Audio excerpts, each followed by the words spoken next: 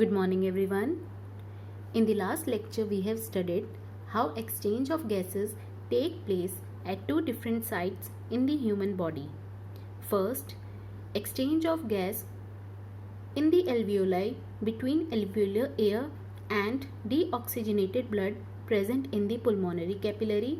Second, in the tissues between oxygenated blood and tissue cells.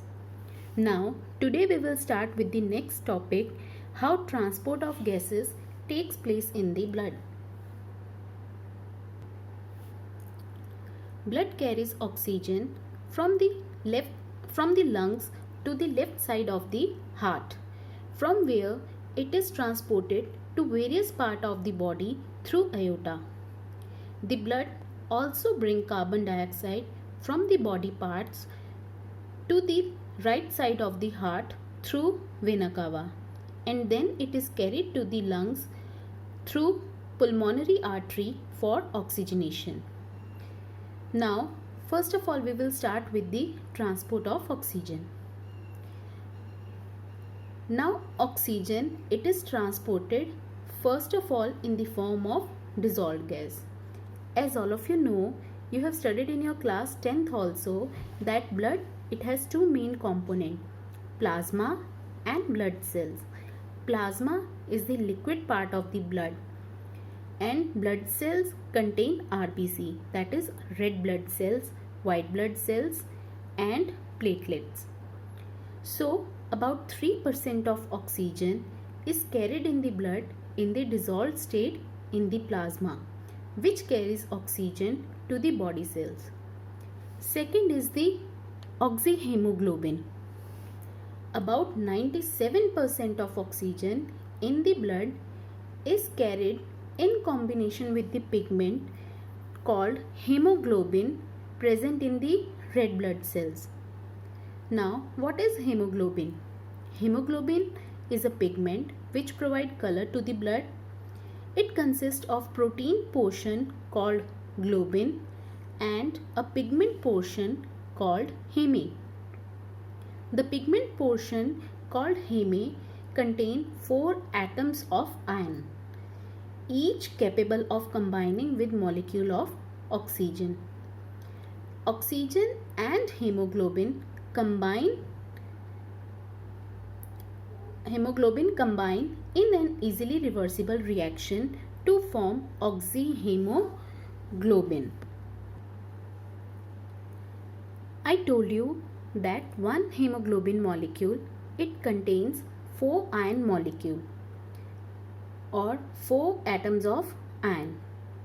Now, can you tell me how many oxygen molecule combine with the hemoglobin, one molecule of hemoglobin?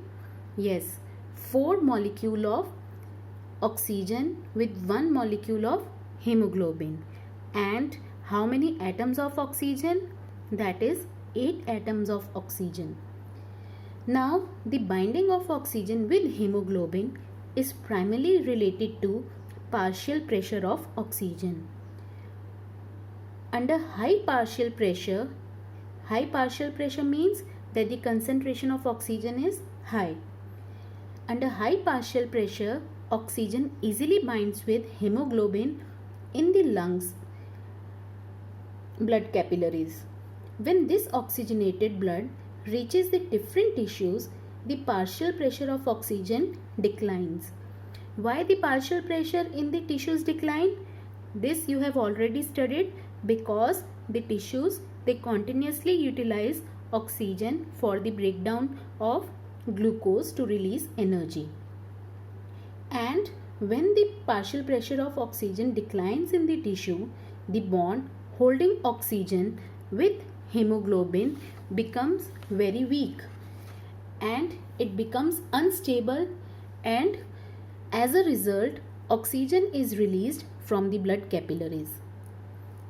Now, the other factors which also affect the binding of oxygen with hemoglobin are: number 1, partial pressure of carbon dioxide; second, hydrogen ion concentration; third, temperature. This we will study later on. Now, what we have studied till now, that hemoglobin, it combines with the oxygen when the partial pressure of oxygen is high. So in which part of the body the partial pressure of oxygen is high? Yes, that is the alveolar sac. In the alveoli, the partial pressure of oxygen is high in the alveolar air. So that's why hemoglobin in the blood combines with the oxygen in the alveoli. And where oxygen is released or breakdown of oxyhemoglobin take place? Yes, in the tissues where the concentration of oxygen or partial pressure of oxygen is less. Now the next topic is oxygen dissociation curve. When the oxyhemoglobin or the blood rich in oxygen, it reaches to the tissues, it breaks down to release oxygen and provide oxygen to the tissues. First of all, what do you mean by percent saturation of hemoglobin? Here it is given, this is oxygen dissociation curve, percentage oxygen saturation or percent saturation of hemoglobin. It means the percent of hemoglobin that is bound with oxygen. It shows what is the percentage of hemoglobin which binds with the oxygen. Second is the partial pressure of oxygen. This you have already studied. I repeat it again. The amount of oxygen that can bind with hemoglobin is determined by the oxygen tension and it is called partial pressure of oxygen. Now, what is oxygen dissociation curve or oxygen hemoglobin dissociation curve? The relationship between the partial pressure of oxygen and percent saturation of hemoglobin with oxygen is graphically illustrated by a curve known as oxygen dissociation curve, and this curve is always sigmoid in shape. The partial pressure of oxygen in the oxygenated blood leaving the lung is about 95 to 97 mm Hg. This we have done earlier in the last lecture. And the percentage of hemoglobin with oxygen is about 97%.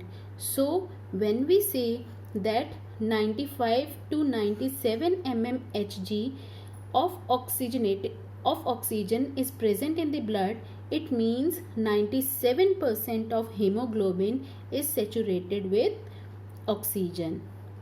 The partial pressure of oxygen in deoxygenated blood which returns to the tissues from the tissues is 40 mm Hg, and at this partial pressure of oxygen, percentage saturation of hemoglobin with oxygen is about 70 to 75%. This you can see in the curve that oxygenated blood which leaves the lung, it has the percentage saturation of in between 90 to 100, that is 97%, and deoxygenated blood which is returning from the tissues, it has percentage saturation of maximum of 70 to 75%. Oxygen dissociation curve is highly useful in studying the effects of factors